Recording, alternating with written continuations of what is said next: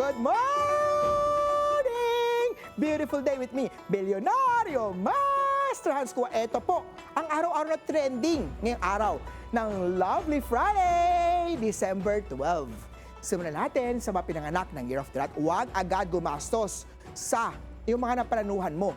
Kung ito'y GCash o voucher, isave mo na. Patagalin naman hanggang January. Green at 8.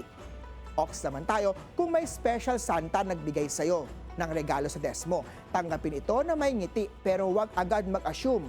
Ito naman para sa mga singles. May admirer na tahimik lang pero totoo at sincere siya.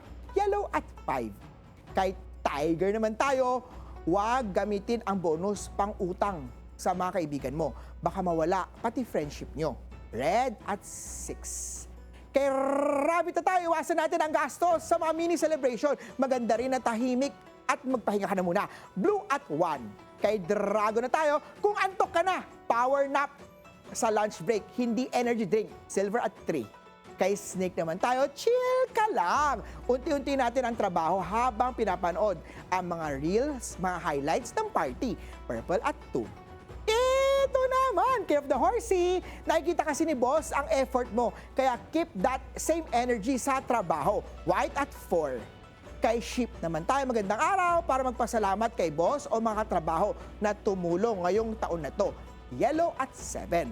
Kay Monkey naman tayo, mag-break sa screen. Maglakad sa labas kahit mga 5 minutes. Green at 9. Sa Year of the Rooster, kung may napalanunan kang item, i-donate ito kung hindi kailangan dahil swerte yan. Red at 8. Kay Dog naman tayo, medyo chill ang araw sa opisina. Pero wag masyadong kontento. Dahil nakikinig si boss sa chismisan. Blue at 3. Kay Pig naman tayo, sweet ang energy mo. Kung may nagregalo sa'yo ng personal gift, baka hindi lang Secret Santa yan.